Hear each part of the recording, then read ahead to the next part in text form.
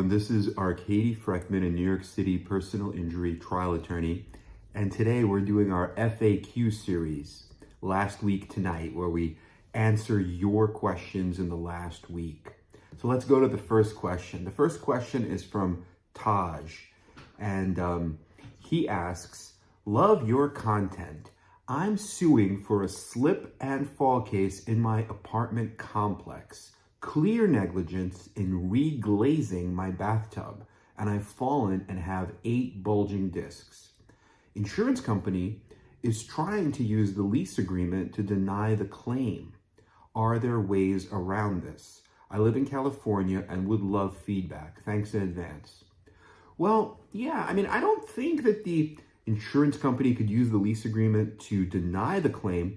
If you are a tenant in an apartment complex and you fall because of negligence, that they're reglazing the tub, and reglazing in my understanding is like if the tub has chips or the tub is old, it's a bathtub in your bathroom and it's just old and it has to be repainted or reglazed, and somehow they, do it negligently, or I'm not sure exactly. I would need to find out exactly like what happened, what caused you to fall.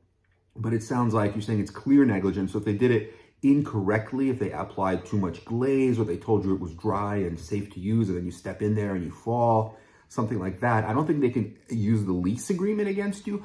The lease agreement gives them the right probably to inspect once a year, to reglaze, to do improvements, but they still have to do it in a reasonable and safe way. They have to use what's known as ordinary care. They can't just, be negligent, because negligence is them creating a dangerous condition and them being unsafe. And if that's what happened, then they're at fault. So no, I don't think they could use the lease, but I'd be curious on how they're trying to use the lease and exactly what happened. So feel free to text me, 347-566-9595. You can put a little factual description or just a few sentences, and then we can schedule a call.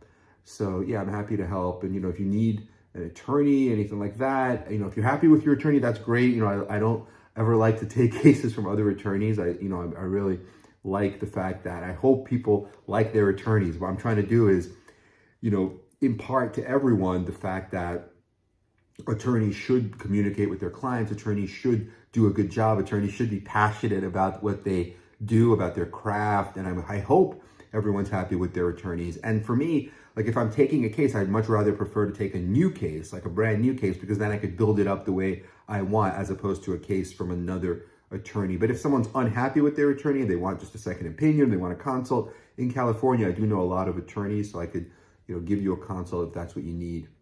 Okay, the next question comes from Circumnavigate, and he asks, if an Uber driver crashes into you while they are on their way to pick up a passenger, so the 1 million policy is active, and the case ends up going to trial and the jury awards you 2 million, what would happen? Would Uber only have to pay 1 million because that is the policy limit?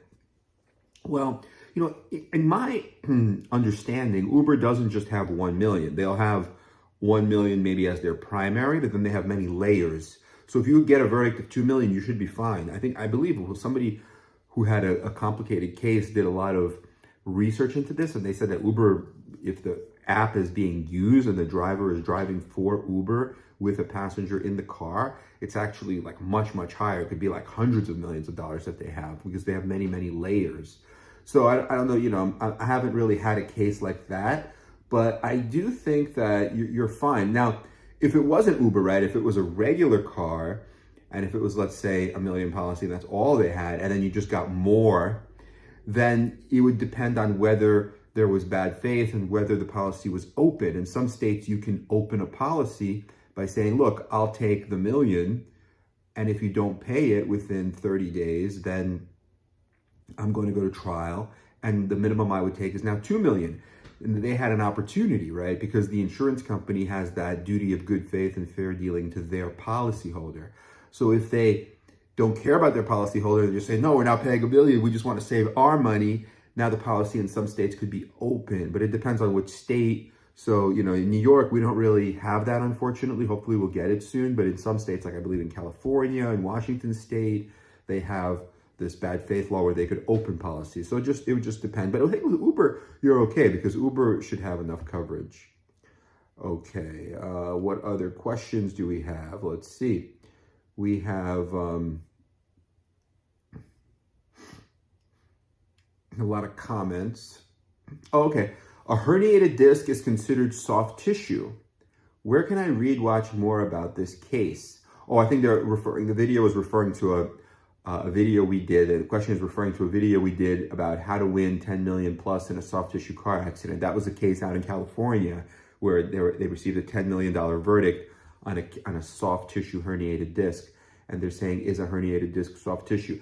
I think by the phrase soft tissue, what it really refers to is that there wasn't a surgery or there wasn't, any kind of pain management or any kind of fracture.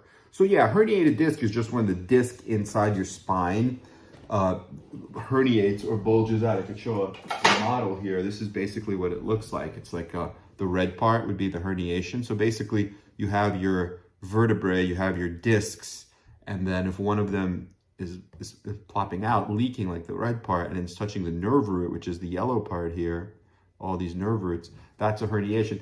Some people consider it soft tissue, yes, because unless there's surgery, unless there's even a percutaneous discectomy, which is a pain management procedure, that in a personal injury context could be considered already more serious. Maybe there's some kind of intervention, right? And that's not soft tissue anymore.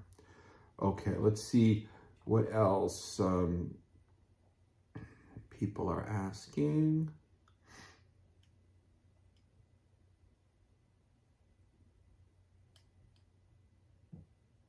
Oh, here's a good question. They say, can you make a video about how to be a likable, sympathetic plaintiff?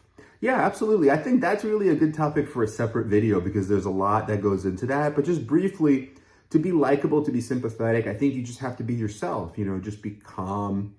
Don't really think about the result, right? Which is hard for lawyers and for clients because people think about the result. What's going to happen in my trial? Am I going to win $1 million or am I going to get goose egged? Am I going to go home with zero?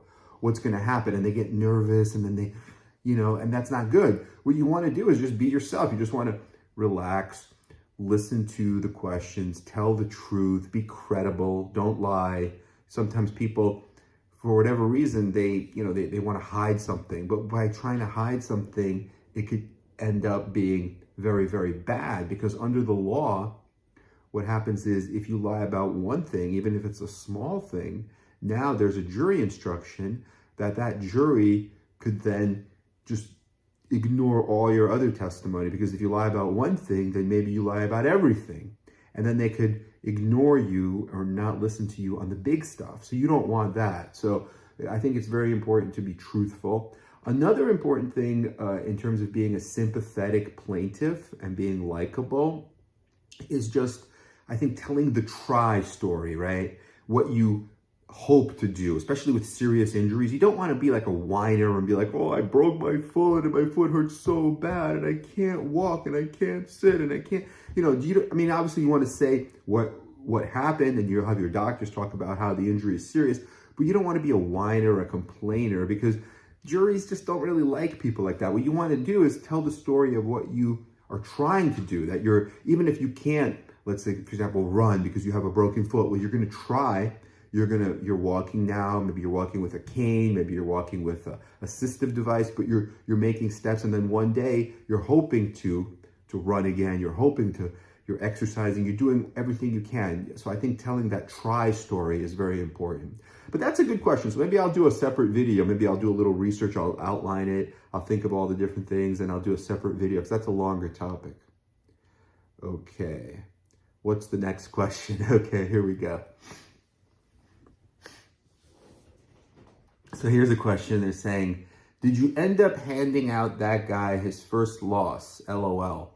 Okay, so this question is referring to a prior video we did where we said how to rise above fear and negativity in any personal injury trial and in life. And that video was about, this goes back a few months, but I believe it was about a lawyer who was really, really rude and aggressive to one of my associates in court. And he basically said like, oh, I've never lost a trial and you better settle this for like $20,000. So actually that case is actually still pending. It's not done yet. And they're actually in negotiations now. And I think they're starting a trial now. So, but the offer is actually much higher. So back then the lawyer was trying to strong arm, right? And say, hey, take 20,000 or whatever it was, something really low, like 30,000. But now there's already much more, like hundreds of thousands. I don't know if I could say exactly, but hundreds of thousands, like mid six figures, hundreds of thousands on the table, and they're negotiating it. So it could be settled. It's pretty close, I think. But if not, then they'll go to trial and we'll see. Okay. But thank you. Thank you for remembering that. Yeah. And the next question, injury lawyers are the good guys. Other lawyers are sleazy, but going after drug companies is noble. And that's a comment to our video about Zantac and the mass tort of Zantac causing cancer. So thank you for that. Yeah, absolutely. I think I agree with you. Injury lawyers are the good guys. We try to help people. That's our job, and that's what makes it so rewarding, that we're actually helping people, real people, whether it's a mass tort, whether it's a personal injury case, they call it single event cases in the mass tort world. They call everything like a car accident, a slip and fall, single event. And then the mass tort is more like, Zantac or a drug that causes damage to a multitude of people. And that's a class action or a mass tort. So we handle a few of those as well.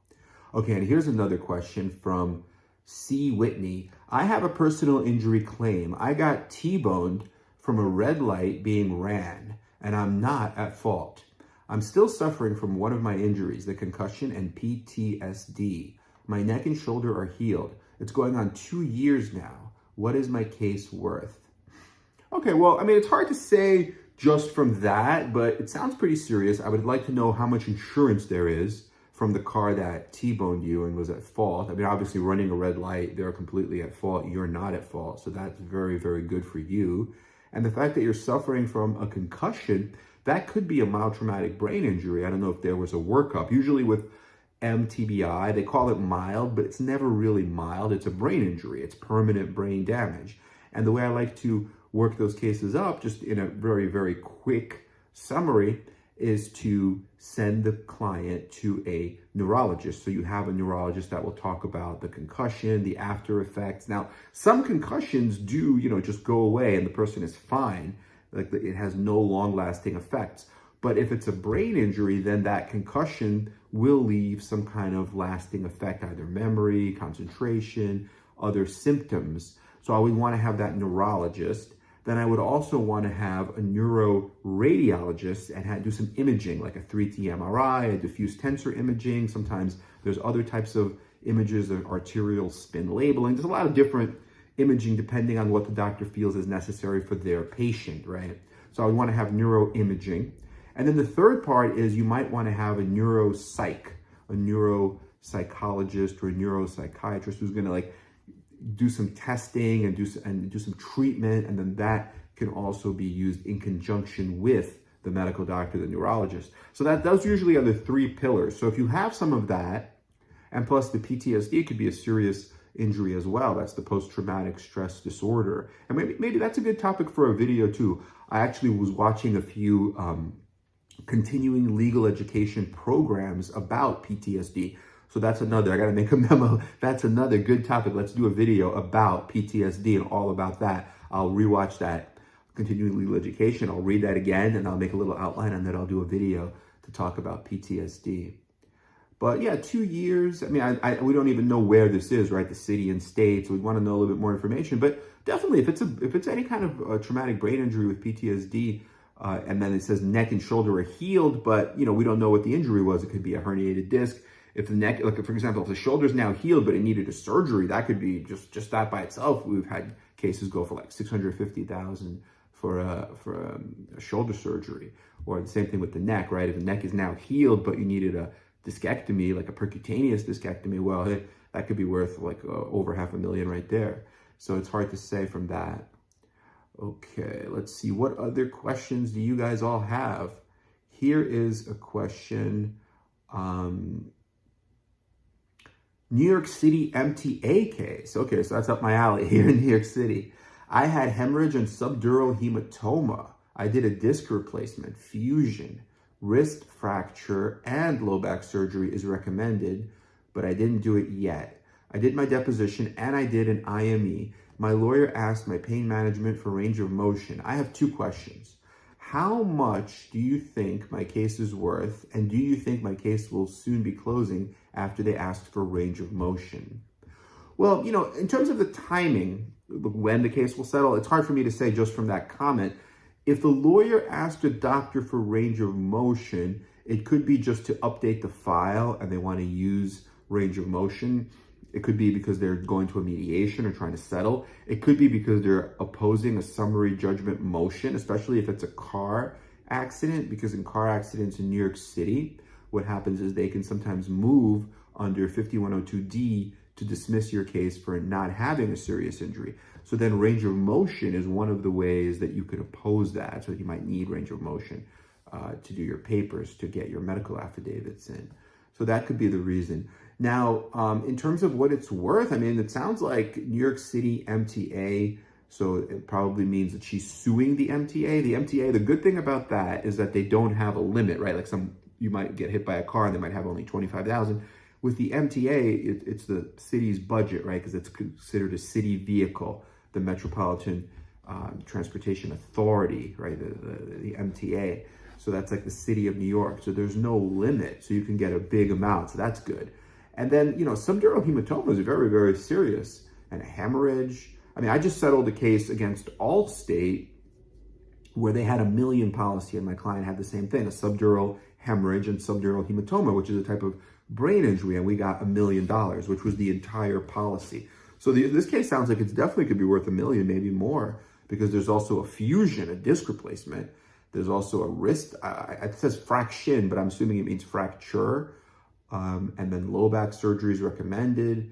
So it sounds like a very, very serious case. It could be multiple millions. So I would make sure that you're in touch with your attorney, that they're doing a good job, you're happy with everything, and get it built up as much as possible. So I think that's a very, very good case. Okay, let's see. Here's the next comment or question. I'm 40 and all my injuries from the accident seem to be average issues for someone my age. And I feel like my case will not get far based on my age. Well, no, I don't think so. I mean, as long as the medical legal team that you have, meaning the doctors that are treating you and the lawyer who's representing you, as long as when they get together and they have all their evidence, they could show what is from the car crash as opposed to what is from living your life, right? Because you can't recover just from having conditions that everyone gets from living his or her life, right? Everybody engages in the natural aging process. And there are usually ways to tell that. I mean, some things are due to the natural aging process, living your life, like disc desiccation, for example, but other things are traumatic. And your doctor should be able to say, look, that's a herniation, that's traumatic, that's not from living your life. Or you might have a bulging disc from living your life, the normal aging process, but the car crash made it much worse, right? It aggravated it, it exacerbated it. So there are ways to explain that. So I don't think you should worry about that. And then the fact that you're 40, I mean, 40 is pretty young, I think. I mean, people are getting big verdicts, big results, even much older, 60s, 70s,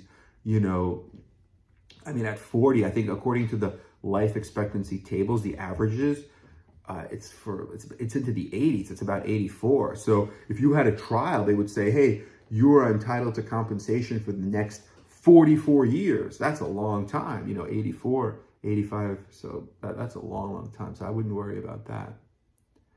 Okay, let's see what else we have here. The next question is from Alien Nemesis 06.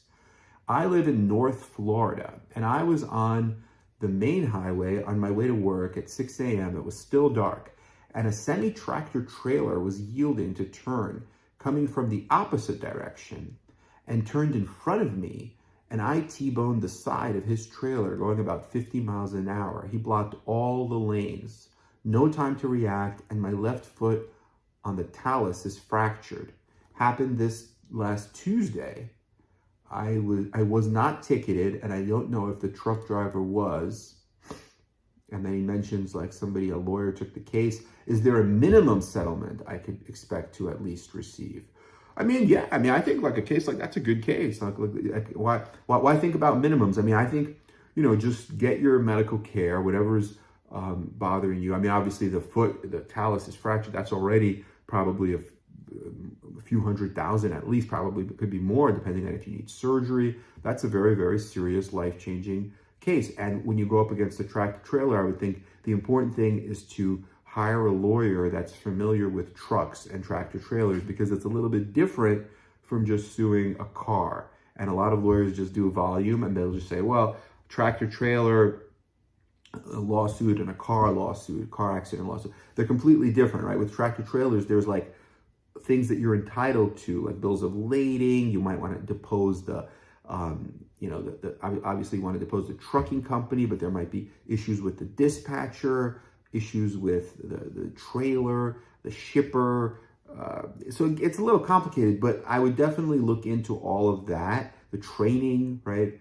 And then you want to look at all the control and the training of who's doing what and who has authority at the company. Because if you could show that the company is being unsafe, then it could be worth a lot more, because then the jury could just get mad and say, look, this isn't just the driver's fault for being negligent, but this is the company's fault for overworking him. Maybe he's driving more hours than are legally allowed under the Federal Motor Carrier Safety Act, right? There's a lot of possibilities.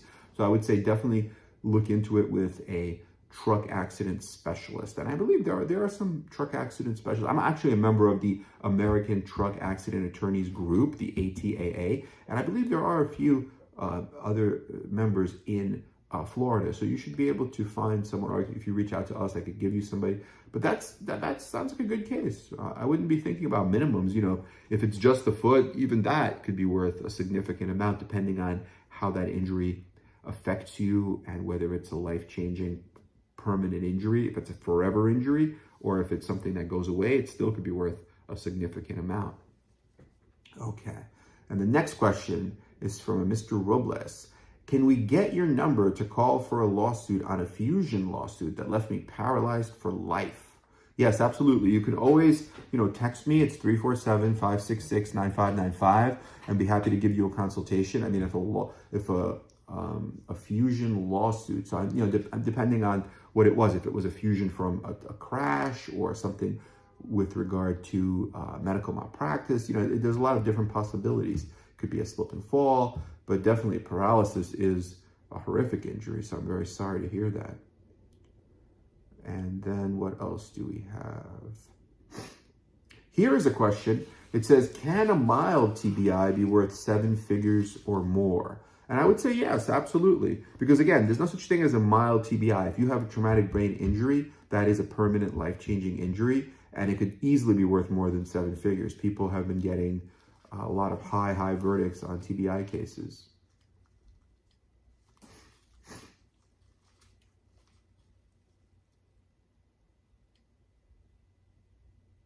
Here's another question. It says, what if it's a tow truck company? I have 2 herniated discs on my lower back and 1 in my neck. My wrist is also damaged, and I did therapy for about a year. They're offering me $50,000 with my cut being $33,000. I feel like they're not telling the truth.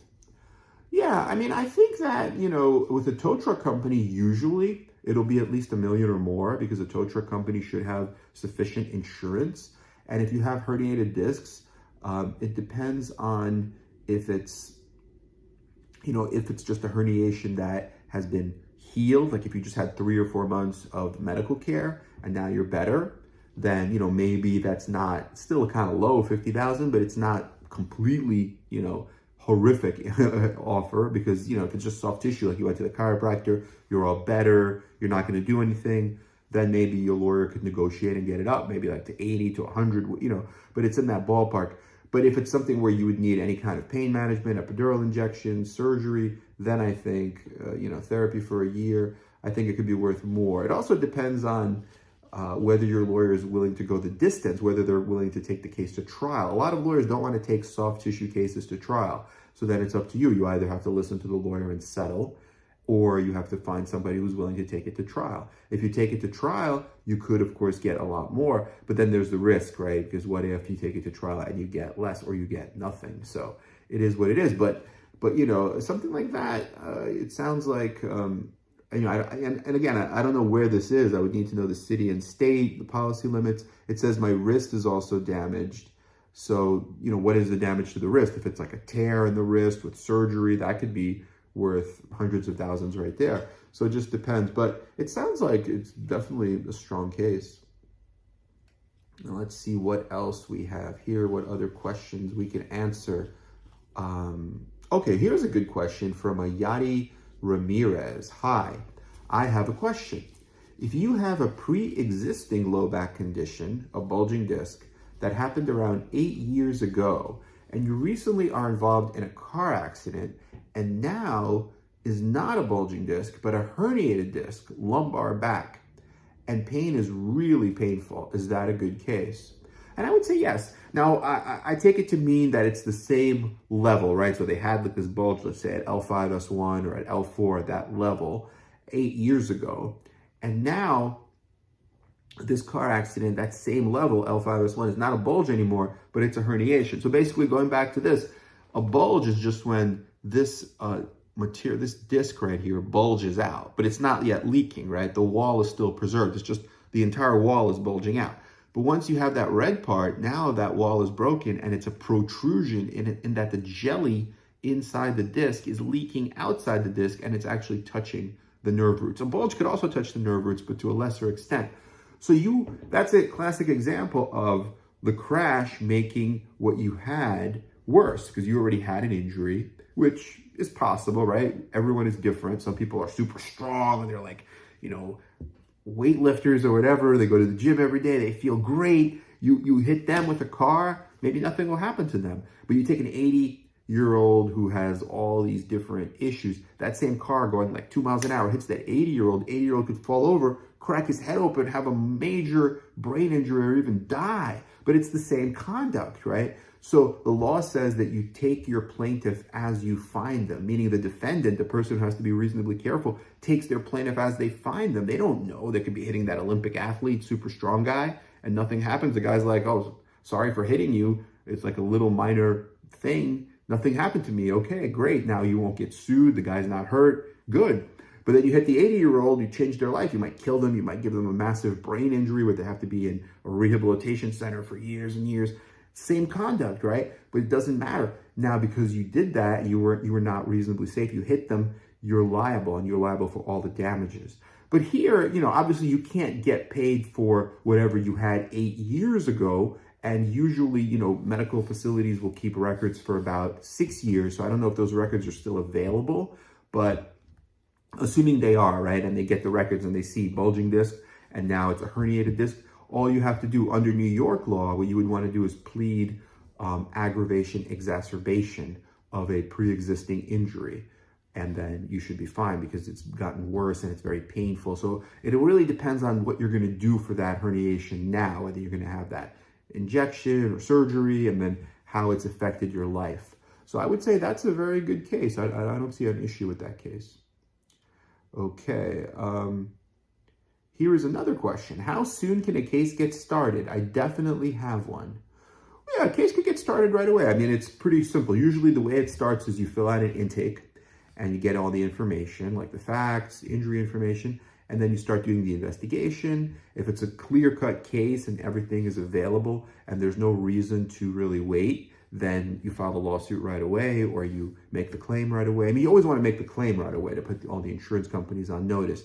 The only real reason to maybe not file a lawsuit right away is because the person is still treating, so you don't know what the injury will be. So you may be waiting for that. But a case can get started right away with an attorney. That's not a problem.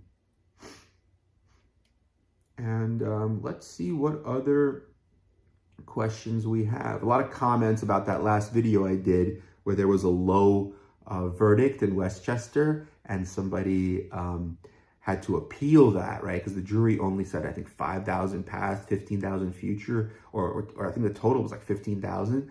And so the lawyer appealed, and the appellate division actually increased the whole thing to like 320,000. I think it was 180 and 180 and 140. So actually the appellate division, the courts allowed for more because the jury's verdict was just inadequate. And that happened. So people are saying like 5K is embarrassing. They really didn't like the guy. What about his lawyers? You know, I was doing that video based on a blog article and the actual decision from the appellate division. So I forget now who the lawyer was, but I could take a look. I don't know if it was the lawyer's fault necessarily, because that was a case where there was very minimal damage. It was like a soft tissue case, and I'm sorry, not a soft tissue case. It was a low property damage case, like a little fender bender where there was minimal damage to both cars. So I think that could be one of the reasons why they only allowed for $5,000, because it was little car crash, very little property damage. But the injuries, from what I recall, were serious. Like, person had 2 fusions and some other injuries, so it should be much, much higher than that. And then we have some other questions. Oh, here's a final question for the week. Okay, the last question. My case is in Westchester, and I'm anxious. I think they're also responding to that low Westchester verdict in that appeal. But the person admitted he was at fault, and I had cervical fusion and knee surgery and a back epidural. It is what it is. Thanks for the information. Yeah, I mean, I think, like, you know, Westchester does not have to be low value. Westchester is conservative. It tends to be a suburban area where you have people who are homeowners, people who are, maybe some people are conservative, but you have various neighborhoods. You still have different ethnicities in Westchester. You have different, demographics. I think it's fine. You know, we had a case in Westchester with an individual who was an illegal immigrant, right? He was here illegally. And he was Arab, I forget which country, but he was from the Middle East. He was Arabic, right?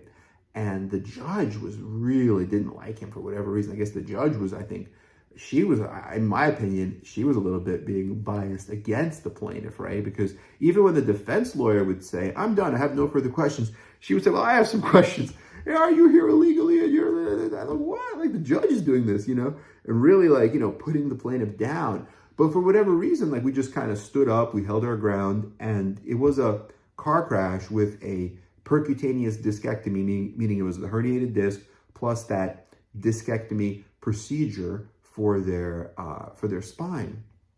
So we ended up getting a $300,000 verdict, and the client was very happy. And you know, before that, everyone was saying, "Oh, this is Westchester. You're not going to get more than $20,000, even for the percutaneous discectomy, even with the back surgery. Nobody gets more than 20, maybe 30,000 in Westchester. It never happened."